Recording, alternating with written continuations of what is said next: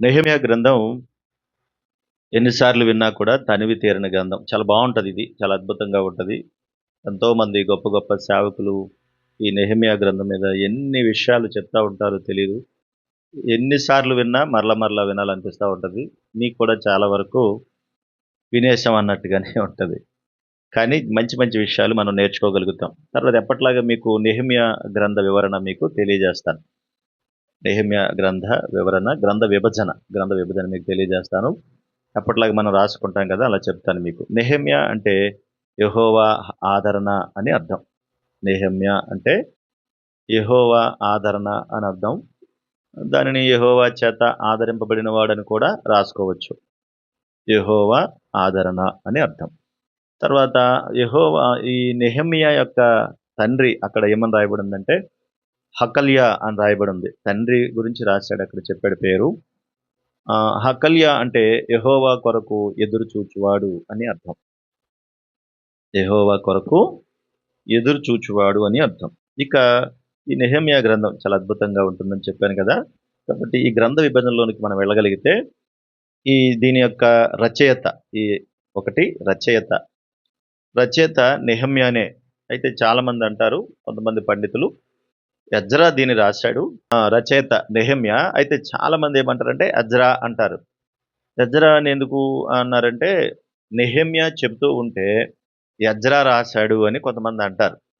కానీ ఇందులోనే కొన్ని కొన్ని పదాలు నేను, నాకు, నేను, నా అనే కొన్ని పదాలుంటాయి. అంటే తనే చెప్తున్నట్టుగా ఉంటది. దాన్ని బట్టి కొంతమంది పండితులు ఏమన్నారంటే నెహెమ్యాయే ఈ గ్రంథాన్ని రాశాడు అని అంటాడు. కాబట్టి మీరు ఒకవేళ అక్కడ రాసుకోవాలనుకుంటే నెహెమ్యా పక్కన అవసరమైతే ఎజ్రాను కూడా రాసుకోండి అవకాశాన్ని బట్టి. కానీ నెహెమ్యాయే ఎక్కువ అవకాశం ఉంది.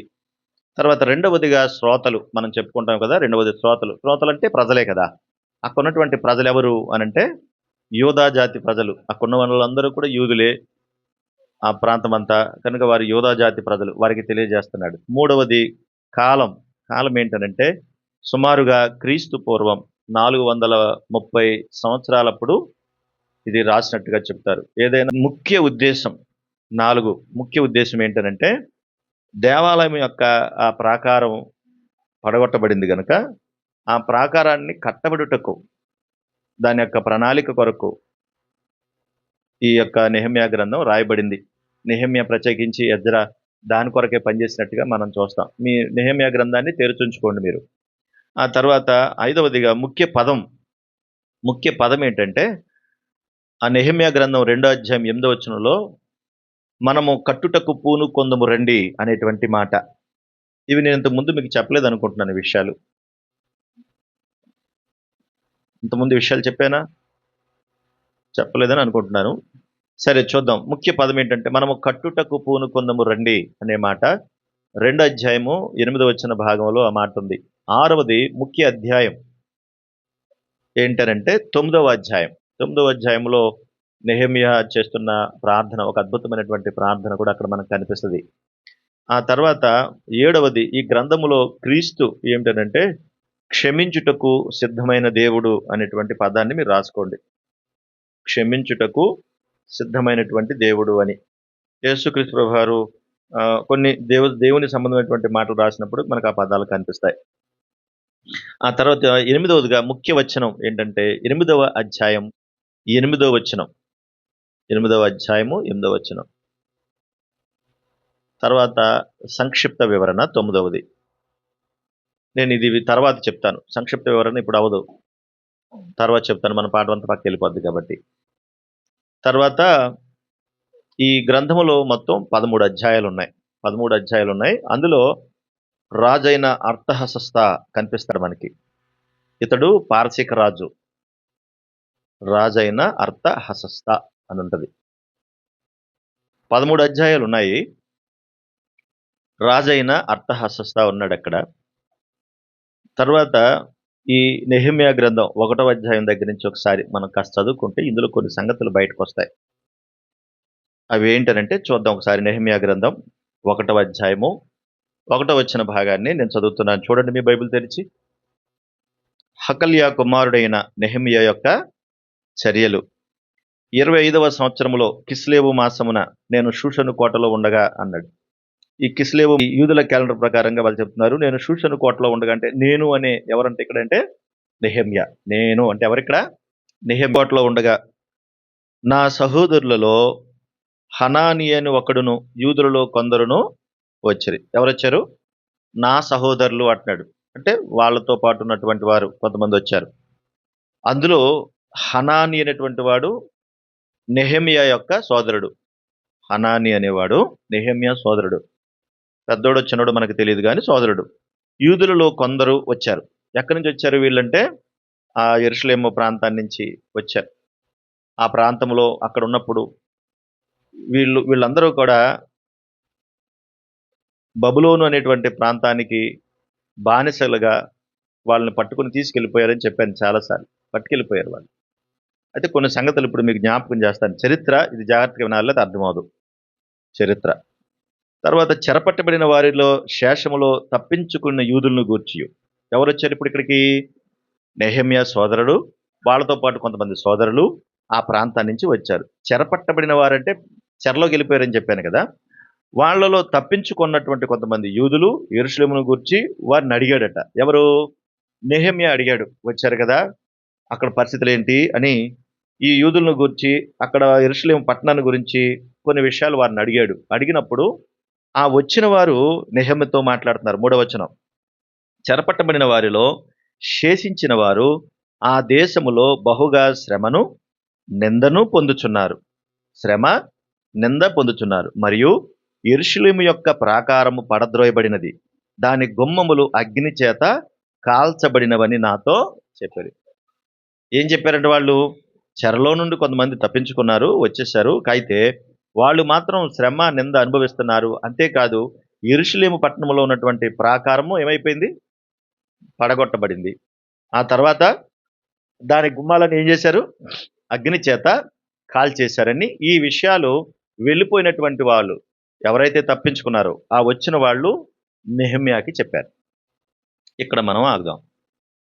ఇప్పుడు నెహెమ్యాకు చెప్పిన తర్వాత నెహెమ్యా చర్యలు, నెహెమ్యా యొక్క జీవిత విధానాలు, నెహెమ్యా చేసినటువంటి పనులన్నీ మనకు నెహెమ్యా గ్రంథంలో మనకు కనిపిస్తాయి ఆ తర్వాత. అయితే ఇక్కడ ఏంటంటే అసలు వాళ్ళు ఆ ప్రాకారాన్ని ఎందుకు పడగొట్టారు? ఆ ప్రాకారాన్ని ఎందుకు పడగొట్టారు? దానిని ఎందుకు తగలబెట్టారు? ఆ గుమ్మాలు ఎందుకు తగలబెట్టారు? ఆ ప్రాకారం యెరూషలేము చుట్టూ ఉన్నటువంటి ప్రాకారాన్ని ఎందుకు పడగొట్టారు? కారణాలు ఏంటి అనే విషయాలు ఇప్పుడు మనం ఆలోచించాలి. ఇక పడగొట్టేటువంటి సందర్భానికి వెళ్తే కొన్ని కారణాలు ఉన్నాయి. అసలు పడగొట్టడానికి గల కారణాలు కొన్ని ఉన్నాయి. కారణం లేకుండా దేవుడు ఏ పని చేయడు కదా. యెరూషలేము మందిరం అనేది దేవాలయమే కదా, దేవుని మందిరమే కదా. మరి దాన్ని పడగొడుతుంటే దేవుడు ఏం చేస్తున్నాడు అనిపిస్తుంది కదా. ఎప్పుడైనా అలా అనిపిస్తుందా? నువ్వు ప్రభుని నమ్ముకున్నావు కదా, ప్రభుని నమ్ముకున్నప్పుడు నీకెందుకు ఇలా జరిగిందని అందరూ అడుగుతారా? అమ్మా అడుగుతారా? అడగరా? అప్పుడు మీరు ఏం చెప్తారు? ఆ దేవుడు తన దేవాలయపు ప్రాకారాన్ని పడగొట్టేస్తుంటే చూస్తూ ఎందుకు ఊరుకున్నాడు మరి? ఆ రోజున గుమ్మాలు కాల్చేస్తుంటే దేవుడు ఎందుకు ఊరుకున్నాడు మరి? అంటే దానికి కూడా కారణాలు ఉన్నాయి. కనుక అందులో కొన్ని కారణాలు మనం చూద్దాం. ఒకవేళ మీరు రాసుకుంటే ప్రాకారమును పడగొట్టడానికి గల కారణాలు ఏమిటి అని రాసుకోండి. ఎందుకంటే ప్రాకారాన్ని పడగొట్టడానికి కారణాలు ఏంటి అంటే మొదటి కారణం నేను మీకు చెప్తాను. మొదటి కారణం ఏంటంటే సిద్కియా రాజు అవిధేయత, పాపం. మొదటి కారణం సిద్కియా రాజు అవిధేయత, అతని యొక్క పాపం. ఈ సిద్కియా రాజుకి దీనికి సంబంధం ఏంటంటే, అబ్బాయి అసలు నేను ఇది ధ్యానించినప్పుడు ఎంత భలే ఉందంటే నిజంగా, ఎంత లోతుల్లోనికి ఎంత దూరం వెళ్ళాల్సి వచ్చిందో ఇవన్నీ ధ్యానిస్తే చాలా అద్భుతం అనిపించింది నాకు. దేవుడు కారణం లేకుండా ఏది చెయ్యడు, అందుకే ఇవన్నీ చేసాడని తర్వాత అనిపించింది కూడా. ఒకసారి మనము రాజులు రెండవ గ్రంథం, రాజులు రెండవ గ్రంథం, రాజులు రెండవ గ్రంథం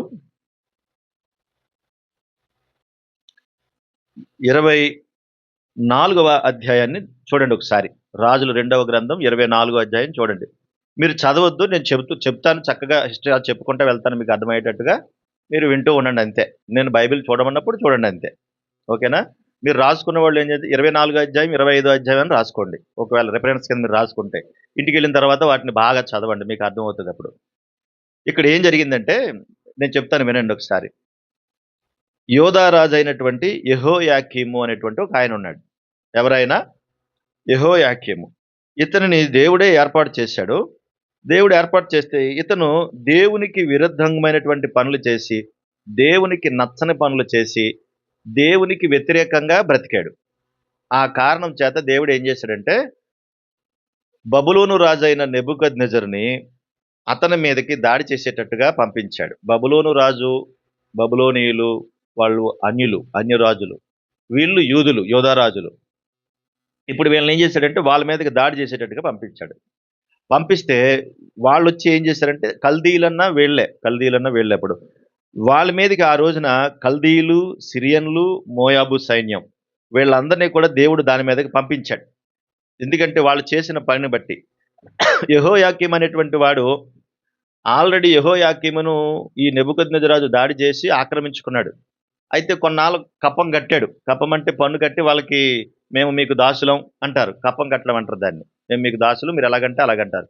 కొన్నాళ్ళు ఉన్న తర్వాత వాడు ఏం చేశాడు, 3 సంవత్సరాల తర్వాత ఏం చేశాడు, తిరుగుబాటు చేశాడు. ఈ యెహోయాకీం అనేవాడు మీకు ఎన్నాళ్ళు మేము కట్టాలి, అలాగ మేము కప్పమని చెప్పి తిరుగుబాటు చేశాడు. తిరుగుబాటు చేస్తే మరి దాని అర్థం ఏంటి? దేవుడే కదా యెహోయాకీముని తీసుకెళ్ళి అప్పగించాడు. జాగ్రత్తగా ఉండమని చెప్పాను, లేకపోతే అర్థమవుతుంది. దేవుడే ఏం చేశాడంటే యెహోయాకీము అనేటువంటి ఆయన దేవునికి విరుద్ధంగా పనిచేయడం వల్ల అతన్ని తీసుకెళ్లి అన్యరాజులకైనటువంటి నెబుకద్నెజరు రాజుకి అప్పగించాడు.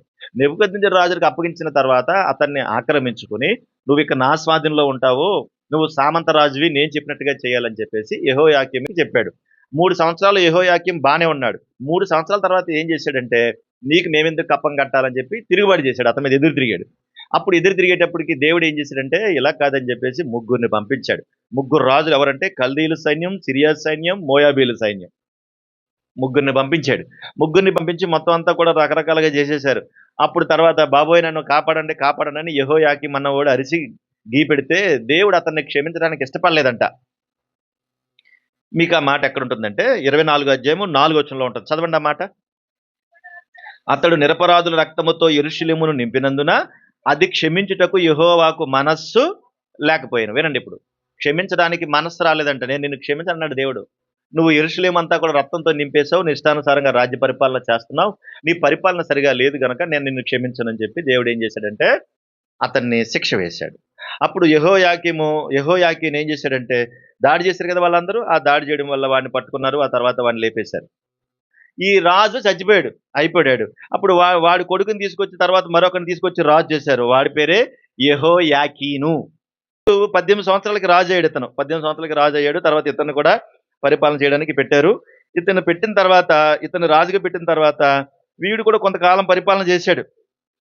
పరిపాలన చేసి బాగానే ఉన్నాడు, ఎదుగుతా ఉన్నాడు, వెళ్తా ఉన్నాడు. అయితే ఇతని దగ్గరున్నటువంటి ఈ సొమ్ములు ఇవన్నీ కూడా కొంతవరకు వీళ్ళందరినీ ఆ అధ్యాయం అంతా కూడా మనం చూస్తే పదార్థాలు, సొమ్ము అన్నీ కూడా ఆలయంకు చేసినటువంటి బంగారు వస్తువులు ఇవన్నీ చేసి ఈ యెహోయాకీను అనేటువంటి వాడి కాలంలోనే అన్ని పట్టుకుని పోయారు. అక్కడ ఉన్నటువంటి బంగారం, వెండి, ఇత్తడి అన్నీ కూడా ఈ నెబుకద్నెజరు రాజు పట్టుకుని పోయాడు. వెళ్ళిపోయిన తర్వాత ఏం చేశాడంటే అక్కడ ఉన్నటువంటి వాళ్ళల్లో గొప్ప గొప్ప వాళ్ళందరినీ కూడా తీసుకెళ్ళిపోయాడు.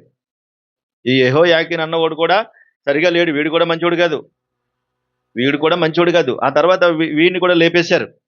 అయితే వీళ్ళందరూ పోగొడిన తర్వాత అక్కడ భేదవాళ్ళైన వాళ్ళు, సామాన్యులైన వారు, ఏమీ లేనటువంటి వారిని ఆ ప్రాంతంలో ఉంచేసి మిగిలిన వాళ్ళందరినీ తీసుకెళ్ళిపోయాడు. మిగిలిన అంటే ఎవరు? కమ్మరి పని చేసేవారు, కంసాలి పని చేసేవారు, ఇలా మంచి మంచి పనులు చేసే వాళ్ళందరినీ కూడా వాడు తీసుకెళ్ళిపోయాడు. ఈ నెబుకద్నెజరు రాజు ఏమయ్యాడంటే తీసుకెళ్ళిపోయి అక్కడ ఉన్నటువంటి యెహోయాకీను కూడా అయిపోయాడని చెప్పాను కదా. వీళ్ళందరినీ తీసుకెళ్ళిపోయిన తర్వాత జాగ్రత్తగా వినాలి. ఇక్కడ 15 వచనం చూడండి ఒకసారి. 24:15. అతడు యెహోయాకీనును, రాజు తల్లిని, రాజు భార్యలను, అతని పరివారమును, దేశములోని గొప్పవారిని చెరపట్టి యెరూషలేము నుండి బబులోను పురమునకు అందరిని తీసుకెళ్ళిపోయాడు. అక్కడ విన్నారు? ఇప్పుడు అందరిని తీసుకెళ్ళిపోయిన తర్వాత అక్కడ ఎవరు మిగిలేరు? భేదవాళ్ళు, లేనంటోళ్ళు, సామాన్యులు, సామాన్యమైన ప్రజలను వదిలేశాడు. ఎవరు? నెబుకద్నెజరు రాజు. మళ్ళీ ఎవరు? యెహోయాకీన్ అంటున్నారు. కాదు, నెబుకద్నెజరు రాజు. ఈ యెహోయాకీనును అతని భార్యలు వాళ్ళందరినీ కూడా తీసుకెళ్ళిపోయాడు. ఇక్కడ కొంతమంది ఉన్నారు కదా. ఇప్పుడు ఈ కొంతమందిని చూడాలి కదా. ఈ కొంతమందిని చూడడానికి ఏం చేశాడంటే మత్తన్య అనేటువంటి వాడు ఉన్నాడు. మత్తన్య పినతండ్రి. అతనికి పినతండ్రి అంటే సిద్కియా అనేవాడికి పినతండ్రి. ఇప్పుడు ఆ ప్రాంతంలో అక్కడున్న వారిలో సిద్కియా అనేటువంటి వాడిని ఒకరిని అక్కడ ఎన్నుకున్నాడు. ఎవరు అంటే ఈ నెబుకద్నెజరు రాజు. ఈ సిద్కియాని ఎన్నుకుని, ఒరే బాబు నువ్వు ఇక్కడ ఉండు, ఎక్కడ ఆ యెరూషలేము ప్రాంతంలో నువ్వు అక్కడ ఉండు, నువ్వు ఉండి ఈ ప్రజలందరినీ చూసుకుంటా ఉండు, ఈ ప్రజలకి మేలు చేస్తా ఉండు, ఈ ప్రజలందరినీ చూస్తా ఉండు, కాబట్టి ఈ ప్రజల దగ్గరే నువ్వు ఉండి ఇక్కడ నువ్వు పరిపాలన చేసుకో అని చెప్పేసి బబులోను రాజు ఏం చేశాడంటే సిద్కియాను రాజుగా చేసి ఆ ప్రాంతంలో పెట్టాడు. ఇప్పుడు సిద్కియా రాజుగా చేసింది ఎవరు? నెబుకద్నెజర్ రాజు. గుర్తుపెట్టుకోండి, యెహో యాకీం వెళ్ళిపోయాడు, వాళ్ళ కొడుకు యెహో యాకీన్ వచ్చాడు, ఆయన తీసుకుని పోయారు. తర్వాత ఆ ప్రాంతంలో ఉన్న ఈ సిద్కియా అనేవాడిని తీసుకొచ్చి వీళ్ళకు నువ్వు పరిపాలన చేసుకుని మంచిగా చూడని చెప్పేసి రాజుగా ఏర్పాటు చేశాడు. రాజుగా ఏర్పాటు చేస్తే ఈ సిద్కియా ఉన్న ప్రాంతంలోనే ఇర్మియా ప్రవక్త కూడా ఉన్నాడు. ఎవరు? ఇర్మియా ప్రవక్త ఉన్నాడు. అప్పుడు ఆ రోజుల్లో ఈ సిద్కియా అనేవాడు చాలా దారుణంగా ఉండేవాడు. వీడు మామూలుడు కాదు. ఎందుకు? ఎవరైతే రాజుగా ఏర్పాటు చేశారో ఆ నెబుకద్నెజరు ఎవడను అంటాడు. ఎవరైతే రాజుగా పెట్టారో వాడినే ఎదిరించి తిరగబాటు చేస్తున్నారు ఇప్పుడు. అప్పుడప్పుడు చూడు, మనం కూడా అంతే కదా, ఎవరైతే మేలు చేశారో మనకేమంటాం, ఇగో ఆ రోజున నీకు మంచి గొయ్యి నువ్వే తవ్వుకున్నట్టు. అందుకని ఎప్పుడప్పుడు అంటాను, పూర్వకాలపు సంగతులను మర్చిపోకూడదు, జ్ఞాపకం తెచ్చుకోమన్నాడు. దేవుడు కూడా అన్నాడు, పూర్వకాల సంగతి మర్చిపోకు, నువ్వు ఎలా బ్రతికేవో, ఎలా తిన్నావో, ఎలా ఉన్నావో అవి గుర్తొచ్చినప్పుడల్లా ఆయన పాదాలు పట్టుకుని దేవా స్తోత్రం నాయన, ఒకప్పుడు నా బతికిది ఇప్పుడు ఇలా నిలబెట్టావు, ఇది నీ చిత్తం నాయన అనాల. అంతేగాని కళ్ళు ఆకాశంలోకి చూడకూడదు అనమాట. ఇప్పుడు రాజుగా నుంచోబెట్టాడు సిద్కియాని. నుంచోబెడితే ఇంకా చూడండి, మనోడు రెచ్చిపోయి ఎవడరా నువ్వు అంటున్నాడు నెబుకద్నెజరుని. రాజుగా నుంచోబెట్టిన కూడా నువ్వేడవరా నాకు చెప్పడానికి అని చెప్పి వాడి ఇష్టానుసారంగా నెబుకద్నెజరు రాజు మీద తిరుగుబాటు చేసి ఎదిరించేశాడు. మరి అప్పుడు ఎలా ఉంటది? ఇప్పుడు ఈడున్న ప్రాంతంలో ఏమన్నా బలమైన నాయకుడు అయ్యాడు అంటే కాదు. అక్కడున్న పేదవాళ్ళు, సామాన్యమైన ప్రజలు వాళ్ళని వీళ్ళ మీద కూర్చొని అక్కడ పరిపాలన చేస్తున్నటువంటి వాడు. వీడు తిరుగుబాటు చేసినప్పుడు అప్పుడు దేవుడు ఏం చేశాడంటే, నెబుకద్నెజరుడు అలా మాటండు, నువ్వు వెళ్ళి చూసుకో అని చెప్పి అప్పుడు నెబుకద్నెజరు రాజుని మళ్ళీ పురమాయించాడు. వీడు మాటండు కాబట్టి నువ్వేదో చెప్పి రాజుగా పెట్టో బాగుంది, కానీ వాడు మాట వినే టైపు కాదు, నువ్వు వెళ్ళి చూసుకో అన్నాడు. అప్పుడు నెబుకద్నెజరు రాజు ఏం చేశాడంటే, వీడు ఇలా మాట వినే మనిషి కాదని చెప్పి దాడి చేశాడు. 25వ అధ్యాయం చూడండి, ఇప్పుడు 25వ అధ్యాయం. అతని ఏలుబడిలో 9వ సంవత్సరం 10వ మాసం 10వ దినము బబులోను రాజు నెబుకద్నెజరు అతని సైన్యమంతయు యెరూషలేము మీదకు వచ్చి దానికి ఎదురుగా దిగి దాని చుట్టూను ముట్టడి దిబ్బలు కట్టడి. అలాగ అప్పుడు వాళ్ళు వచ్చి ఆక్రమించుకుని భయంకరమైన కరువు వచ్చింది. అక్కడ 4వ వచనం, కల్దీలు పట్టణ ప్రాకారమును పడగొట్టగా సైనికులు రాత్రి అందు రాజు తోట దగ్గర 2 గోడల మధ్యన ద్వారపు మార్గమున పారిపోయారు. మొత్తం చుట్టూ ఆ యెరూషలేము చుట్టూ ఉన్న ప్రాకారం అంతా పడగొట్టేశారు. ఆ యెరూషలేము చుట్టూ ఉన్నది, దేవాలయం చుట్టూ ఉన్నటువంటి ప్రాకారాలన్నీ పడగొట్టేశాడు వీడు. ఎవరు? నెబుకద్నెజరు రాజు. అదిగో అలా జరిగింది గొడవ. అది సామాన్యమైన గొడవ కాదు. వీడు చేసిన దుర్మార్గానికి పట్టణం అంతా పాడైపోయింది. ఒక రకంగా కాదు, వీడు చేసినటువంటి భయంకరమైనటువంటి క్రూరుడు వీడు, మామూలుడు కాదు వీడు, చాలా భయంకరమైనటువంటి క్రూరుడు. అంతేకాదు, వీడు చేసినటువంటి పనులన్నీ బహు దుర్మార్గమైనటువంటి పనులు చేశాడు వీడు. ఎలాంటి పనులు చేశాడంటే, ఆ కాలంలో ఇర్మియా ఉన్నాడు. ఇర్మియా ప్రతిసారి కూడా చెప్తూ ఉండేవాడు, ఒరే బాబు నీ పరిస్థితులు బాలేదురా అని చెప్తూ ఉండేవాడు. చెప్తే ఇర్మియాని కూడా చాలా హింసలు పెట్టాడు వీడే. చూడండి ఒకసారి ఇర్మియా గ్రంథం 37వ అధ్యాయం. ఇర్మియా గ్రంథం 37వ అధ్యాయము మొదటి 2 వచనాలు చదవండి. బబులోను రాజు అయిన నెబుకద్నెజరు యోధా దేశములో రాజుగా నియమించిన యోషియా కుమారుడగు సిద్కియా యెహోయాకీము కుమారుడైన కొన్యాకు ప్రతిగా రాజ్యము చేయుచుండెను. అతడైనను అతని సేవకులైనను దేశ ప్రజలైనను యెహోవా ప్రవక్త అయిన ఇర్మియా చేత సెలవిచ్చిన మాటలను లక్ష్య పెట్టలేదు. ఇర్మియా ఎంత మొత్తుకున్నాడో, ఒరే బాబు నువ్వు చేసే పని కాదు, నువ్వు చేసే మంచి పని కాదు, ఇలా చేయడం వల్ల నువ్వు దేవునికి విరుద్ధమవుతావు, ఇది నువ్వు చేయకూడదు అని చెప్పి ఇర్మియా ఎంత చెప్పినా కూడా ఈ సిద్కియా దేవుని యొక్క మాట కానీ అతని మాట కానీ వినలేదు. పైగా వినకపోగా ఏం చేశాడంటే, చూడండి ఒకసారి 13వ వచనం, ఇరియా అను కావలవాని అధిపతి అక్కడ ఉండెను. అతడు హనన్యా కుమారుడైన షెల్యమా కుమారుడు. అతడు ప్రవక్త అయిన ఇర్మియాను పట్టుకుని నీవు కల్దీలలో చేరబోచున్నావని చెప్పగా ఏమని నిందమోపారు?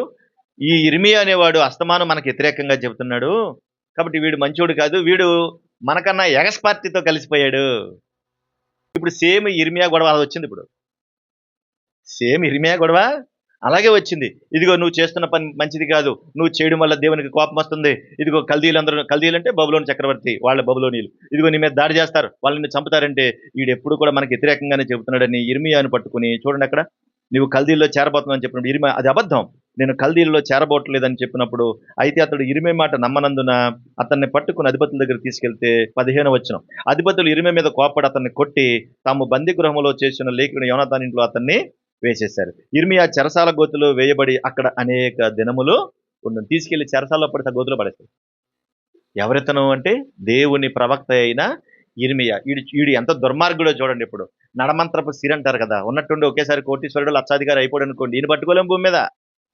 ఆగుతాడు ఈడు? మీరు ఆగుతలేదు. చిన్నప్పటి నుంచి కష్టపడి ఎదుగునోడికి కష్టం విలువ తెలుస్తుంది కాబట్టి ఎప్పుడు ఒకేలా ఉంటాడు, వాడు మారడు. ఎవరన్నా కనబడినా కానీ పాపం ఎన్ని తిప్పలు పడుతున్నాడో ఏమో, నేను ఇలా బతికాను కదా ఒకసారి అని ఆలోచిస్తాడు. కానీ నడమంత్రపు సిరి అంటారు కదా, ఉన్నట్టుండి ఒకేసారి అయిపోతారు కదా, కోటీశ్వరులు లక్షాధికారులు అయిపోతారు. వాళ్ళ పరిస్థితి ఎలా ఉంటుంది? ఎవడు కనబడినా ఎవడన్నా ఆపరాలు అంటాడు అని. అలాగుంది వీడి పరిస్థితి. పనికి మాలిన వాడిగా, ఎందుకు పనికిరాని వాడిని, అలాంటి వాడిని తీసుకొచ్చి రాజును చేసి వాడికి అన్ని అప్పగిస్తే, దేవుని సేవకుడు దైవజనుడిగా ప్రవక్త ఉన్నటువంటి ఇర్మియాను కూడా తీసుకెళ్లి నానా తిప్పలు పడి ఆయన్ని కొట్టి చంపడానికి కూడా ప్లాన్ చేసినటువంటి పరిస్థితులు ఉన్నారు. అయితే ఈ సిద్కియా రకరకాలుగా మాట్లాడుతూ చాలా హింస పెట్టాడు ఇర్మియాని. ఆ తర్వాత అంతేకాకుండా బాగా కొట్టిన తర్వాత మరలా వచ్చి అనేవాడు కదా, ఇప్పుడు ఏం చెప్తావు నువ్వు, నా కోసం ఏమైనా చెప్తావా, మంచిగా నా కోసం ఏమైనా చెప్తావా, చెప్పు మరి, 4 మంచి మాటలు చెప్పు అనేవాడు. ఇబ్బందులు పెట్టి తీసుకెళ్ళి అందులో పడి, "ఒరేయ్ ఇప్పుడైనా మంచిని చెప్తావా, నువ్వు మంచి చెప్పవరా" అని చెప్పి తీసుకొచ్చేవారు. ఒకసారి అడిగాడు, రెండోసారి అడిగాడు. ఇర్మియా అన్నాడు, దేవుడు ఏం చెప్తే అదే చెప్తాను, నువ్వు ఎన్నిసార్లు కొట్టు నేను అదే చెప్తాను, నేను అబద్ధం చెప్పలేను, నువ్వు ఎన్నిసార్లు చెప్పినా నేను అదే చెప్తాను, ఇంకెంతకు మించి నేను ఏమీ చేయలేనని చెప్పాడు.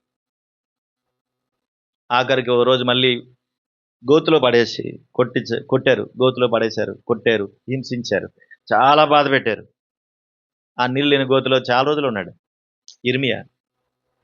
ఎవరి కొరకు ఈ బాధలన్నీ పడ్డాడంటే దేవుని కొరకు అనుభవించాడు. ఒక రోజున అందులోంచి బయటికి తీసి పిలిచి మళ్ళీ అడుగుతున్నాడు, "ఎరే నా కోసం ఇప్పుడైనా నిజం చెప్తావా?" గోతులోంచి అని కొట్టి చంపి తీసి.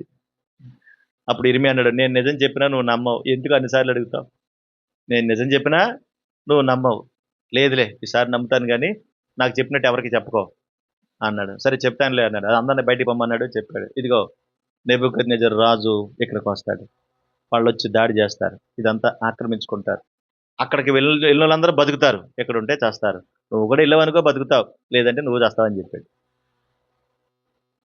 దేవుడు అబద్ధం ఆడతాడా? వాక్యం అబద్ధం ఆడుతుందా? చెప్పండి. ఏముండదు. మనమే అబద్ధాలు ఆడతాం, మనమే ఆ స్థాయిలో అవి చూస్తాం, మనమే మనుషులను బట్టి మాట్లాడుతూ ఉంటాం, మనమే మనుషులను బట్టి మారిపోతూ ఉంటాం కదా. అలాంటి పరిస్థితులు ఉన్నాయి లోకంలో. కానీ దేవుడు ఎప్పుడు నిజమే చెప్తాడు, అబద్ధం ఆడ్డాయన, అబద్ధం ఆడనారని దేవుడు ఆయన. కనుక ఆ రోజుల్లో ఇర్మియా చెప్పాడు. చెప్తే అయితే ఇర్మియాని చాలా ఇబ్బందులు పెట్టి బాధలు పెట్టిన ఆ శిక్షణ బట్టి ఒకరోజు బబులోను రాజు వచ్చాడు, అతన్ని బంధించారు, సిద్కియాని పట్టుకున్నారు ఈ రాజుని. వాడు 2 కళ్ళు పీకేశారు. ఫస్ట్ ఏం చేశారు? 2 కళ్ళు పీకేశారు. అక్కడ చూడండి, ఆ మాట ఉంటుంది మనకి 39వ అధ్యాయం, ఇర్మియా గ్రంథం 39వ అధ్యాయం, ఇర్మియా గ్రంథం 39వ అధ్యాయం 6వ వచనం. బబులోను రాజు రిబ్లా పట్టణములో సిద్కియా కుమారులను అతని కన్నుల ఎదుట చంపించి, కొడుకులందరినీ చంపించేశాడు.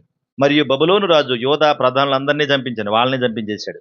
అంతటా అతడు సిద్కియా కన్నులు ఓడదీయించి అతన్ని బబులోనుకు తీసుకుని పోవటకే సంకెళ్లతో బంధించాను. 2 కళ్ళు పీకేశారు. ఏం సాధించాడు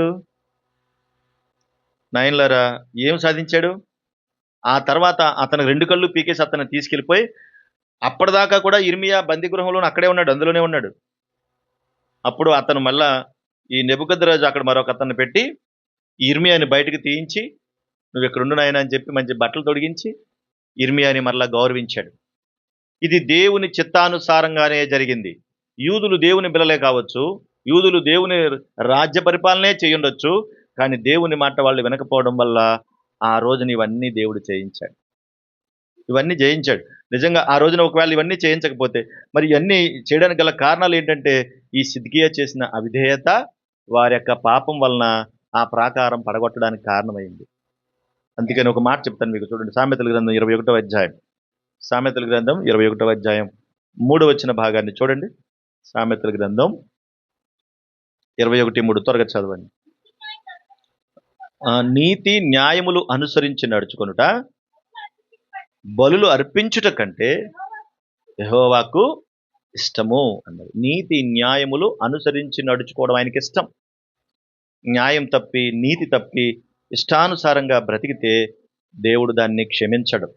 కనుక ఇది గుర్తుపెట్టుకోవాలి మనం. నా జీవితం నా ఇష్టం అంటే పనవది ఇక్కడ. నీ చిత్తం ఏంటి నాయన, నీ చిత్తానుసారంగా నడిపించు నాయన అని దేవుని మహిమకరంగానే జీవితాలు కాపాడుకోవాలి. కనుక ఆ రోజున ఈ సిద్కియా రాజు చేసినటువంటి పాపాన్ని బట్టి, అవిధేయతను బట్టి ఆ ప్రాకారం పడగొట్టబడింది. దేవుడే కట్టించినవాడు దేవుడే, దాన్ని పడగొట్టించిన వాడు కూడా దేవుడే. నిన్ను కట్టేవాడు కూడా ఆయనే, నువ్వు సరిగా లేకపోతే పడగొట్టేవాడు కూడా ఆయనే. మనమేమంటాం, దేవుణ్ణి నమ్ముకున్నావు, నీకెందుకమ్మా కష్టం వచ్చిందంటే నువ్వేం చెప్తావు? ఇప్పుడు చెప్పు ఈ మాటలను బట్టి కనీసం. సిద్కియాని రాజుగా దేవుడే నియమించాడు. చెప్పిన మాట వినకపోతే 2 కాళ్ళు ఊడదీయించి సంకెళ్లతో బంధించి నెబుకద్నెజరుకు అప్పగించింది కూడా దేవుడే. ఇప్పుడు కారణాలు వెతుక్కోకుండా ఎక్కడ కారణం ఉందని చెప్పేసి నీ అంతటి నువ్వు పరిశీలన చేసుకుంటే నీకు అర్థమవుతుంది. ఇప్పుడు ఇలా జరగడానికి కారణం నేనా, ఎవరు అని అర్థమవుతుంది. దేవుడు నమ్ముకున్నావు, నీకెందుకమ్మ ఇంత కష్టం అంటే దానికి చాలా కారణాలు ఉంటాయి. చాలా కారణాలు ఉంటాయి, లేవంటారా? స్టెఫెన్ రాళ్లతో కొట్టేశారు, రాళ్లతో కొట్టేశారు. మరి స్టెఫెన్ ఏమన్నా చెడ్డగా ప్రవర్తించాడా, చెడుగా బతికాడా? చెప్పండి. దేవునికి విరుద్ధమైన కార్యక్రమాలు ఏమైనా చేశాడా? ఏమీ చేయలే. కానీ స్టెఫెన్ రాళ్లతో కొట్టే అతన్ని క్షమించి తన ప్రాణాన్ని విడిచిపెట్టాడు. అలా కొట్టబడ్డానికి స్టెఫెన్ ఏర్పాటు చేసుకుంది ఎవరు? దేవుడే. యాకోబుని ఖడ్గంతో చంపేశాడు హేరోదు రాజు. అలా చంపడానికి ఇష్టపడింది కూడా దేవుడే. హేరోదు అక్కడ యాకోబు ఏం పాపం ఏం చేయలేదు అక్కడ. కొంతమందికి ఇలాంటి అలవాటు ఉంటుంది, ఏం జరిగినా అదంతా వాళ్ళ పాపాత్మలు అంటాడు. మరి ఇప్పుడు యాకోబు ఏం తప్పు చేశాడు? మరి దేవుడు ఎందుకు చంపించేశాడు? స్టెఫెన్ ఏ పాపం చేశాడు? ఎందుకు చంపించేశాడు? మరి హేరోదు రాజు ఉన్నాడు, కొత్త నిబంధన కదా మనం చూసిన హేరోదు రాజు. వాడు పరమ దుర్మార్గుడు. కానీ వాడు స్టేజ్ ఎక్కి ఏమని ప్రసంగం చేశాడు? వాడు ప్రసంగం చేస్తే అందరూ ఏమన్నారు? నువ్వు మాట్లాడుతుంటే నువ్వు మాట్లాడుతున్నట్లేదు, దేవుడే మాట్లాడుతున్నావు అని అన్నాడు. దేవుని మహిమను దొంగిలించాడు. దేవుడు ఏమన్నాడు? వెంటనే పురుగులు పడి నువ్వు చస్తావన్నాడు. పురుగు పడి చచ్చాడే లేదా? వాడి పాపానికి వాడు కారకుడు అయ్యాడు. పేతుర్ని చెరసాల్లో పెడితే వెంటనే దేవుడు విడిపించాడు, కానీ యాకోబుని విడిపించలేదు. కనుక దేవుని చిత్తానుసారంగా ఒక ప్రణాళిక ఆయనకు ఉంటుంది. ఆ ప్రణాళిక ప్రకారంగా ఆయన ఏం చేయాలి? రాహేలమ్మ, ఆ ప్రణాళిక ప్రకారంగా ఏం చేయాలి? ఏ ప్రణాళిక అయితే దేవుడు మనకి ఇచ్చాడో ఆ ప్రణాళిక ప్రకారంగా మన జీవితాన్ని నడిపించుకోవాలి. ఇది నీ చిత్తము నాయన అని దేవునికి అప్పగించుకోవాలి. ఆయన ప్రణాళిక ప్రకారంగా నడిపించుకోవాలి. ఇది మనం ఆలోచించాలి. సిద్కియా దాన్ని పాడు చేసుకున్నాడు కాబట్టి చనిపోయాడు. ఇది మొదటి కారణం, ప్రాకారం పడగొట్టబడ్డానికి మొదటి కారణం. ఇక రెండవ కారణం చూస్తే, రెండవ కారణం ఏంటంటే దేవుని మందిరాన్ని అపవిత్రపరచుట.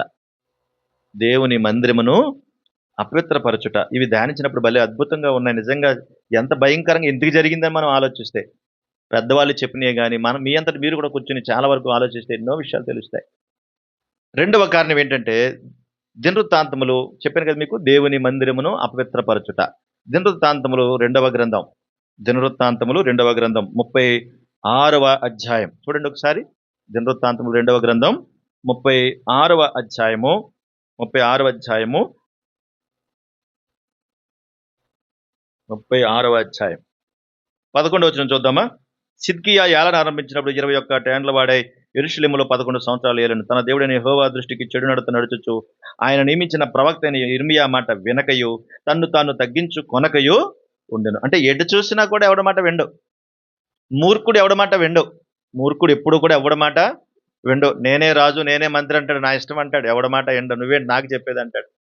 కనుక బుద్ధిమంతుడు ఎప్పుడు కూడా నేర్చుకోవడానికి ఇష్టపడతాడు. బుద్ధిహీనుడు ఎవడ మాట విండు. కనుక సిద్కియా అలాగే ఉన్నాడు. కనుక ఇక్కడ జరుగుతున్న సందర్భం చూస్తే 11వ వచనం చూడండి. 11వ వచనం, అదియుగాక యాజకులలోను జనులలోను అధిపతులకు వారు అన్యజనులు పూజించు హేయమైన విగ్రహములు పెట్టుకుని బహుగా ద్రోహులై యెహోవా యెరూషలేములో పరిశుద్ధపరిచిన మందిరమును అపవిత్రపరిచిరి అన్నాడు. ఏం చేశాడంటే వీడు అక్కడతో ఆగలేదు. వీడి పరిపాలనలో 11 సంవత్సరాలు పరిపాలన చేశాడు. ఈ 11 సంవత్సరాల్లో ఎన్ని చేయాలో అన్ని చేశాడండి. ఎన్ని చేయాలో అన్ని చేశాడు. ఏమంటున్నాడు అక్కడ చూడండి, యాజకులలో జనులలో అధిపతులకు వారిని అందరినీ కూడా తీసుకొచ్చి అన్ని జనులు పూజించు హేయమైన విగ్రహాలు పెట్టుకుని బహుగా ద్రోహులై యెరూషలేములో పరిశుద్ధపరచు మందిరమును అపవిత్ర మందిరంలోకి తీసుకొచ్చి పెట్టాడంట. అన్ని హేయమైన విగ్రహాలన్నీ తీసుకొచ్చి ఎక్కడ పెట్టేశాడు? మందిరంలోకి తీసుకొచ్చి పెట్టేశాడు. ఇప్పుడు మరి దేవుడు ఏం ఆలోచిస్తాడు? దేవుడు ఏమనుకుంటాడు? నా మందిరము సమస్త జనులకు ప్రార్థనా మందిరం అని దేవుడు అంటే, నువ్వు తీసుకొచ్చి అక్కడ విగ్రహారాధన పెడితే ఎట్లా? సంఘాల్లో అందరికన్నా దేవుని కన్నా ఎక్కువగా సేవకుని గౌరవిస్తారు. దేవుని కన్నా ఎక్కువగా గౌరవిస్తారు. దేవునికి కూడా అంత మర్యాద చేయరు. అంటే అక్కడ ఎవరు విగ్రహం అయిపోయారు? ఆ సేవకుడు విగ్రహం అయిపోయాడు. కొంతమంది దేవుని తిట్టినా పర్వాలేదు, కానీ సేవకుని తిట్టకూడదు.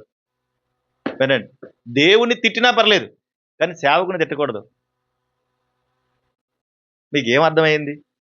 దేవుడు ఎక్కువ, సేవకుడు ఎక్కువ? సేవకుని కిందపరచకూడదు, సేవకుని అవమానపరచకూడదు, ఇది మాత్రం గుర్తుపెట్టుకోండి. కానీ దేవుని కన్నా ఎక్కువగా ఎవరిని ప్రేమించకూడదు. దేవుని కన్నా ఎక్కువగా ఎవరిని ప్రేమించకూడదు. దేవుని కన్నా ఎక్కువ ఎవరిని ప్రేమిస్తే అదే విగ్రహం. ఇక్కడ విగ్రహం అంటే అన్ని జనుల్లో ఉన్నటువంటి ఆ విగ్రహాల గురించి కదా నేను చెప్పేది. విగ్రహాలు అంటే బోలెన్ని ఉన్నాయి. దైవికమైనటువంటి విధంగా మనం ఆలోచించుకోవాలి. ఆ రోజున భౌతికంగా కనబడే వాటిని అన్ని తీసుకొచ్చి ఈ సిద్కియా మందిరంలో పెట్టి దేవునికి విరుద్ధం అయిపోయాడు. కొంతమంది అమ్మ ప్లేస్లో ఎవరిని పెట్టినా అది విగ్రహమే. సేవకుడు కావచ్చు, సంఘం కావచ్చు, సంఘాన్ని కూడా పెట్టకూడదు. కొంతమంది ఎలా ఉంటారంటే మా సంఘమే, ఇంకా ఏ సంఘం కాదంటాడు. ఇంకా దేవుడు కూడా వద్దాలకి సంఘమే. సంఘాన్ని ప్రేమించాలి, కానీ దేవుని కన్నా కాదు. దేవుని కన్నా కాదు, దేవుని కన్నా ఏది ఉంటే అది విగ్రహం. తెలియకుండా నీ కొడుకుని, నీ కూతుర్ని, నీ తండ్రిని, నీ తల్లిని అందరినీ కూడా విగ్రహాన్ని చేస్తున్నావు నువ్వు. ఎంతవరకు అంతవరకే. సంఘం ఎంతవరకు అంతవరకే. దేవుని కన్నా కాదు. సంఘాన్ని ప్రేమించాలి, ద్వేషించకూడదు. దేవుని కన్నా కాదు. దాన్ని మించింది ఏదైనా సరే విగ్రహమే. ఆఖరికి నీ శరీరం అయినా సరే. ఆఖరికి నీ ఎదురుగుండా ఉండే మనిషి వేరు, బయటికి వెళ్ళేటువంటి మనిషి వేరు. అది ఆ రోజున అసలు భౌతికంగా తీసుకొచ్చిన వాటినే లోపల పెడితే దేవుడు ఊరుకోలేదు. 2 కళ్ళు పీకించేశాడు కదా. కనిపించకుండా చేసి ఇంత భయంకరమైన పనులు చేస్తే దేవుడు ఊరుకుంటాడా? దీనికి కారణం ఎవరంటే మళ్ళీ నేనంటే ఒప్పుకో. నువ్వు ఒప్పుకో. ఆ పక్కల మీద ఆ పక్కల పెట్టేస్తావు తప్ప నువ్వు ఒప్పుకో.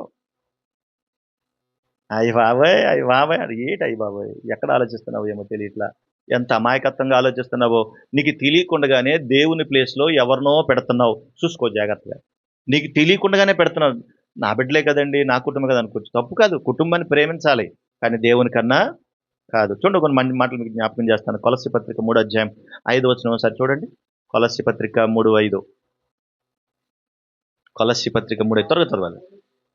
భూమి మీదనున్న మీ అవయవములను అనగా చదవండి. దురాశను, విగ్రహారాధనైన ధనాపేక్షను చంపివేయండి అంటున్నాడు. చంపేయండి. విగ్రహారాధన అయినటువంటి ధనాపేక్షను అక్కడ పుట్టినోట్లు ఏమనుంది? పుట్టినోట్లు ఏమనుంది అక్కడ? లోభత్వం అంటే పరమ పిసినారుడు అనమాట వీడు. అర్థమైందా? అంటే దేన్ని ఎక్కువ ప్రేమిస్తాడు ఇతను అంటే, ఇతను ఎవరిని ప్రేమిస్తాడంటే ధనాన్ని ప్రేమిస్తాడు. అంటే దేవుని ప్లేస్లో ఎవరిని పెట్టేశాడు ఇక్కడ? అసలు ధన పిచ్చి ఉన్నది. ఎంత పిచ్చి ఉంటుందంటే వీళ్ళకి, అసలు భూమి మీద ఇంకా దేని మీద ఉండదు ఇంత ఆశ. 24 గంటలు కూడా ధనం మీద ఆశ ఉంటుంది. అంటే దేవుని ప్లేస్లో ఎవరు పెట్టేశాడు? ధనాన్ని పెట్టేశాడు. ఇప్పుడు అక్కడ విగ్రహం ఎవరు? ధనం. ధనం నేను ఎక్కడి దాకా రక్షిస్తా చెప్పు? ఎక్కడి దాకా కాపాడుతా చెప్పు? పోనీ చచ్చిపోయిన తర్వాత ఏమన్నా నోట్లకి ఎట్లా పెట్టుకొచ్చి నీ సమాధిలో వేస్తారా? పోనీ నీ మీద వేసి కాలుతారా? ఏంటి రాజమనక్క చెప్పబెట్టి కాలుతారా? నెత్తివేసి కాలుతారా ఎవరైనా? పోనీ ఇస్తారా? ఏమన్నా ఒక కడియమన్నా చేతికి ఉంచుతారా? ఒకవేళ రాకపోతే ముక్కు కట్ చేసి లాగుతారు. ముక్కు మేంచి పుడితే మాత్రం ఈ ఇస్తేనే ప్రేమిస్తారు, ఈ పోతే మళ్ళీ ప్రేమ పోద్ది. కనుక అవి అలవాటు చేయకూడదు పిల్లలకి. నీ జీవితం ఏంటి? నువ్వు ఎందుకు పుట్టావు? భూమి మీద ఎందుకు బతుకుతున్నావు? ఎలా బతుకుతున్నావు? దేవుని ఎలా ప్రేమించాలి? ఎలా గౌరవించాలి? ఎలా చెప్పాలి? దేవుని కొరకు ఎలా బ్రతకాలి? ఇవి నేర్పిస్తే వాడి విలువలు బాగుంటాయి. వాడి మానసిక విలువలు కూడా బాగుంటాయి. కనుక దేవుణ్ణి ఆరాధించాలి, మనుషుల్ని కాదు. దేవుణ్ణి ఆరాధించాలి, లోకాన్ని కాదు. ధనాపేక్ష అనే విగ్రహాన్ని ఏం చేయాలట? చంపేయాలంటాడు. ఎంతమంది చంపుతారేటి? ఎంతమంది చంపుతారు దాన్ని? ఇవాళ ఇవాళ ఇవాళ ఇవాళ అనుకుని దానికోసం ప్రయాసపడి ఎంతమందో ఉన్నారు. తెస్సలోనికి రాసిన మొదటి పత్రిక 5వ అధ్యాయం, క్షమించండి 1వ అధ్యాయం 9వ వచనం. తెస్సలోనికి రాసిన మొదటి పత్రిక 1వ అధ్యాయం 9వ వచన భాగం. ఆ, అక్కడ జనులు మమ్మల్ని గూర్చి తెలియజెప్పుతున్నారు, మరియు మీరు విగ్రహములను విడిచిపెట్టి జీవము గలవాడు సత్యవంతునకు దేవునికి దాసులగుటకు అన్నాడు. చాలమ్మ. ఎవరికంటే ఎవరికి దాసులు అవ్వాలి? ఈ ఒట్టి మట్టి వాటిని విడిచిపెట్టి జీవము కలిగిన సత్యవంతుడైన దేవునికి దాసులు అవ్వాలి మీరు. అది కదా మీరు కావాలి. ఎందుకు దానికి దాసులు అవ్వాలి అని అంటే, ఆయన జీవం గలవాడు కాబట్టి, సత్యవంతుడు కాబట్టి ఆయనకు మీరు దాసులుగా ఉండాలి అంటున్నాడు. అంతేకాదు, కొరింథీయులకు రాసిన 2వ పత్రిక 6వ అధ్యాయం 16వ వచనం. కొరింథీయులకు రాసిన 2వ పత్రిక 6:16. దేవుని ఆలయమునకు దేవుని ఆలయమునకు విగ్రహములతో ఏం పొందిక? దానికి దీనికి పొత్తు కుదరదు. మనము జీవము గల దేవుని ఆలయం అంట. మనము జీవము గల దేవుని ఆలయం. మనం ఆయన ఆలయం అయితే ఆ ఆలయంలో ఆయన కదా ఉండాలి. ఇంకెవరైనా ఉంటే ఊరుకుంటామా? ఊరుకోవచ్చా? ఇంకెవరైనా రావచ్చా అందులోకి? అమ్మా, మనము జీవము గల దేవుని ఆలయం. ఇతడు హేయమైనటువంటి క్రియలు చేయడం వల్ల ఆ ప్రాకారం అంతా కూడా పడగొట్టబడిందండి. నిజంగా ఒక మాట జ్ఞాపకం చేస్తాను. ఒకసారి ఇక్కడికి రండి మరలా. ఎక్కడ? దినవృత్తాంతాల గ్రంథంలో ఒకసారి రండి. ఎక్కడ చదువుకున్నాం మనం? 36వ అధ్యాయంలో 36వ అధ్యాయంలో 14వ వచనంలో చూడండి.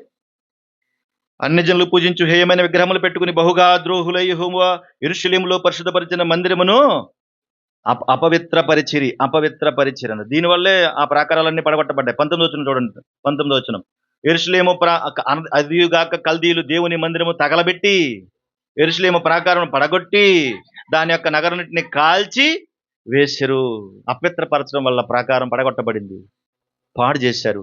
జీవము గల దేవుని ఆలయముగా ఉండాల్సింది ఇదిగో విగ్రహాలను తీసుకొచ్చి ఆ మందిరంలో పెట్టి అపవిత్రం చేశారు. ఇప్పుడు మనము దేవుని కన్నా ఎక్కువగా దేనైనా ప్రేమించి మనం కూర్చుంటే మనం కూడా అపవిత్రులమే. అపవిత్రులు దేవుని మందిరంలో ఉండడానికి వీల్లేదు. అందుకని దేవుడు ఏమంటున్నాడు? పవిత్రులుగా మారాలంటున్నాడు. ఆయన పరిశుద్ధుడు గనక మీరును పరిశుద్ధులుగా ఉండండి అంటున్నాడు. కొరింథీయులకు రాసిన మొదటి పత్రిక 10వ అధ్యాయము 12-14 వచనాలు చదవండి, ముగించుకుందాం. కొరింథీయులకు రాసిన మొదటి పత్రిక 10వ అధ్యాయము 12-14. తాను నిలుచుచున్నానని తలంచుకునేవాడు పడకుడునట్లు జాగ్రత్త అంటున్నాడు. ఇదిగో సిద్కియా పడిపోయాడు, కళ్ళు నెత్తి మీదకి వచ్చాయి, గర్వంతో ఊగిపోయాడు, ఇదంతా నాదన్నాడు. 11 సంవత్సరాలు పరిపాలన చేసినా సరే పట్టించుకోలేదు, దేవునికి విరుద్ధం అయిపోయాడు. కనుక నేను బాగానే ఉన్నానని మనం అనుకోవచ్చు, కానీ మన స్థితిగతులు దేవుని ఎదుట ఎలా ఉన్నాయో మనల్ని మనం పరీక్షించుకొని చూసుకోవాలి.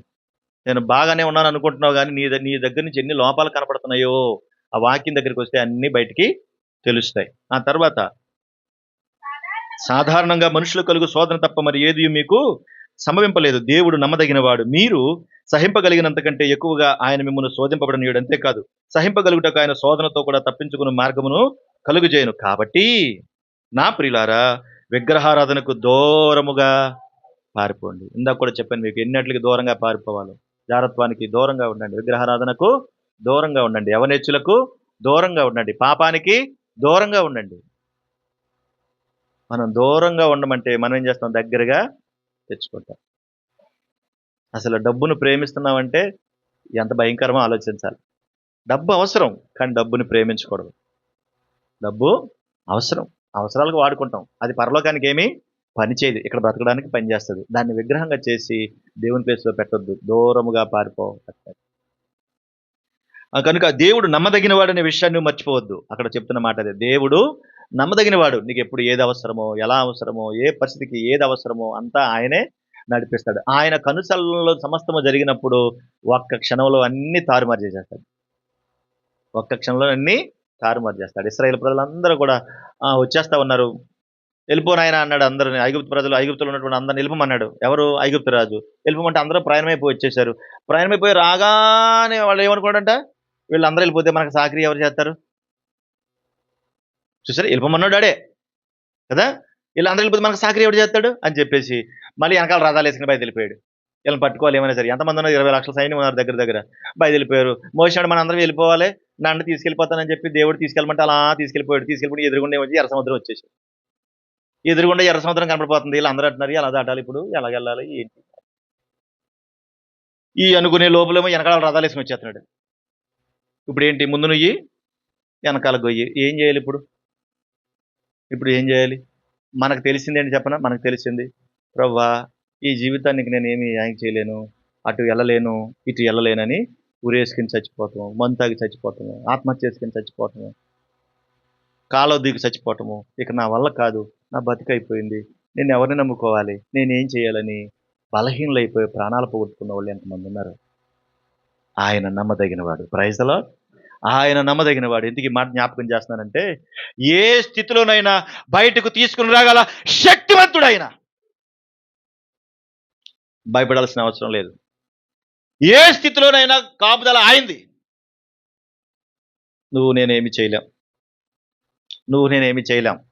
మనుషులను పట్టుకుంటే చచ్చిపోతాం, కానీ దేవుణ్ణి పట్టుకుంటే బ్రతుకుతాం. Praise the lord. దేవుణ్ణి పట్టుకుంటే బ్రతుకుతాం. ముందు నీ వెనకాల గొయ్యి ఏం చేయాలో అర్థం కాదు. మోషే అయ్యో అయ్యో అయ్యో అనలేదు. ప్రభు వైపు చూశాడు. ప్రభా ఏం చేయమంటావు, ఏం చేయమంటావు? దేవుడు అన్నాడు, నా వైపు చూస్తున్నావు, ఏం చేయమంటావు ఎట్టి, నీకు కర్రచాప మోషే అని సముద్రం మీద కర్రచాపించాడు. ఈ సైన్యం రాకుండా మధ్యలో అగ్ని స్తంభాన్ని నిలబెట్టాడు. సైన్యాన్ని పంపించింది ఆయనే. ఎర్ర సముద్రం అడ్డొచ్చేలా చేసింది కూడా ఆయనే. కావాలని ఎర్ర సముద్రం దగ్గర తీసుకెళ్ళింది కూడా ఆయనే. ఆయనకి తెలియదా ఎర్ర సముద్రం ఉంది వెళ్ళలేరని? కానీ దేవుని అద్భుత కార్యాలు కళ్ళెదురుగుండా చూడాలి వీళ్ళందరూ. ఈ శక్తి ఏంటో, ఈ బలం ఏంటో, ఈ గొప్పతనం ఏంటో, ఈ దేవుని యొక్క తేజస్సు ఏంటో ప్రపంచమంతా చూడాలి. అది చరిత్రలో నిలబడాలి. అందుకనే దేవుడు అద్భుత కార్యాలు చేశాడు. నువ్వు ఎటెళ్తే ఏమొస్తుందో దేవునికి బాగా తెలుసు, నీకే తెలియదు. నువ్వు ఎటెళ్తే ఏమవుతావో దేవునికి తెలుసు, నీకు తెలియదు. గుడ్డోళ్ళగా వెళ్ళిపోతాం మనం. కానీ దేవునికి తెలిసే చేశాడు. ఇప్పుడు ఇక్కడ అడ్డుగా అగ్ని స్తంభాన్ని పెట్టాడు ఎదురుగుండా. ప్రజలందరూ చూస్తున్నారు, అగ్ని స్తంభం కనబడుతుంది. ఓకే, వాళ్ళు రాకుండా అయితే ఆపాడు. మరి ఇటు ఎట్లా అంటే మోసేని కర్ర చాపను కానీ ఎర్ర సముద్రం ఏమైపోయింది? శక్తి మోసేలో ఉందా, కర్రలో ఉందా? ఎందులో ఉంది శక్తి? కర్రలోనూ లేదు, ఆ మోసేలో కూడా లేదు. దానిలోనికి ఆయన నుండి శక్తి పంపించింది సర్వశక్తుడైన దేవుడు. కనుక ఆ రోజున పక్క పంపించాడు. ఎర్ర సముద్రం 2 పాయలు అయిపోయింది. ఎడాపెడా గోడలాగా నిలబడింది. ప్రజలందరూ అందులో నుంచి మధ్యలో నుంచి నడుచుకుంటూ వెళ్ళారంట. మన చుట్టూ ఎన్నైనా రాని, ఏమైనా జరగని, ఒక గోడలాగా అడ్డు బండలాగా ఆయన ఉంటాడు మనకి. అందుకే నువ్వే నాకు దుర్గము అంటాడు దావీదు గారు. నువ్వే నా దుర్గము, నువ్వే నా బలము, నువ్వే నా శైలము అంటాడు. యెహోవా నా బలమా అంటాడు. ఎందుకు అంటే మనుషులు ఎవరు మనకేం సహాయం చేయరు. నీకు తెలుసు అసలు ఇంత గుండె ధైర్యంతో నిలబడడానికి కారణం ఏంటంటే మనుషులు కాదు, దేవుడే. దేవుడు నిలబడితే పడగొట్టేవాడు ఎవడో లేడు. దేవుడు పడగొడితే నిలబెట్టేవాడు కూడా ఎవడో లేడు. Praise the Lord. ఆయన నిలబెడితే ఎవడో పడగొట్టలేడు. ఆయన పడగొడితే మళ్ళీ ఎవడో తిరిగి నిలబెట్టలేడు. పడగొట్టడానికి వీల్లేదు. కట్టాలన్నా పడగొట్టాలన్నా ఆయన చేతుల్లోనే ఉంది. కనుక ఆ రోజున నెహెమ్యా ద్వారా వాళ్ళు వస్తే వాళ్ళందరినీ చూసి ఏం జరిగింది చెప్పనని అడిగాడు. ఇదిగో దాని వెనక ఎంత హిస్టరీ జరిగింది. నేను 2 కారణాలు చెప్పాను, మనకి సమయం లేక. కనుక ఆయన నమ్మదగిన వాడు. నువ్వు విగ్రహారాధనకు దూరంగా పారిపో. నీ మధ్యలో ఏది అడ్డం ఉందో చూడు ఒకసారి. అసలు నా కుటుంబం ఇలా ఎందుకు అయిపోతుంది, నేను ఎందుకు ఇలాగ అయిపోతున్నాను, నా బిడ్డలేంటి ఇలా ఉన్నారు, నా బతికేంటి ఇలా ఉందన్నప్పుడు నువ్వు ఒకసారి మోకాళ్ళు వేసి ప్రార్థన చేసినప్పుడు నువ్వు చూడు ఒకసారి. నువ్వు పరీక్ష చేసుకో. ఏది అడ్డుబండగా ఉందో నీకు తెలుస్తుంది. ఏది అడ్డుగా ఉందో అప్పుడు దాని గురించి ఆలోచించి దాన్ని తీసేసుకోవడానికి ప్రయత్నం చేయి. నువ్వే అడ్డుబండలాగా తయారు కాక సిద్గి అలాగా ఉంటుంది, మన జీవితం అలా పాడైపోతుంది. ఏది అడ్డంగా ఉందో చూడు, దాన్ని దేవునికి అప్పగించు, దాన్ని తొలగించుకో. అది ఎర్ర సముద్రం కావచ్చు, పరో సైన్యం కావచ్చు, దేవుడు తప్పకుండా దాని నుండి తొలగించగల శక్తిమంతుడు. కనుక అధైర్యపడొద్దు, దేవుని మీద ఆధారపడు. మన ప్రభు అయిన యేసు క్రీస్తు ప్రభు వారి గురించి చెప్పినప్పుడు ఆయన గురించి చెప్పిన మాట ఏంటి మనం చదువుకుంటాం కదా. హెబ్రీ పత్రిక 7వ అధ్యాయము 26వ వచనం చదవండి, ముగించుకుందాం. హెబ్రీ పత్రిక 7వ అధ్యాయము 26వ వచన భాగం. పవిత్రుడును నిర్దోషియు నిష్కల్మషుడును. చూడండి, ఎవరంటే ఆయన పవిత్రుడు. ఆయన పాపం ఉందా ఆయనలో? లేదు. మరి మనలో పాపం అంటే ఒప్పుకుంటాడా? ఒప్పుకోడు కదా ఆయన. కాబట్టి ఆయన పవిత్రుడు, నిర్దోషి, నిష్కల్మషుడు, పాపులలో చేరక ప్రత్యేకంగా ఉన్నవాడు, ఆకాశ మండలముల కంటే మిక్కిలి హెచ్చైనటువంటి వాడు, ఇంటి ప్రధాన యాజకుడు. మనకు సరిపోయిన వాడు ఈ భూమి మీద ఇంకెవరు సరిపోయిన వాళ్ళు లేరు. వాళ్ళు ఎవరైనా కావచ్చు, ఇంట్లో వాళ్ళ, వీధుల వాళ్ళ, బంధువుల, స్నేహితుల, బిడ్డల, భార్య, భర్త, పిల్లల, ఏదైనా కావచ్చు, ఎవరు సరిపోరు. ఇట్టి ప్రధాన యాజకుడు మనకు సరిపోయిన వాడు, సరిపోయిన ప్రధాన యాజకుడు, నమ్మదగిన వాడు యేసుక్రీస్తు ప్రభువారు. ఆయన మీద నీ జీవితాన్ని ఆధారపడి బ్రతుకు. ఎక్కడ ఏ అవిధేయత ఉందో చూడు, ఏ విగ్రహం అడ్డుగా ఉందో చూడు, వాటిని తొలగించుకోవడానికి సిద్ధపడు. నీ జీవితాన్ని ప్రభువుకివి, ఆయన నిలబెడతాడు. అట్టి కృప ప్రభు అందరికీ దయచేయును గాక. ఆమెన్.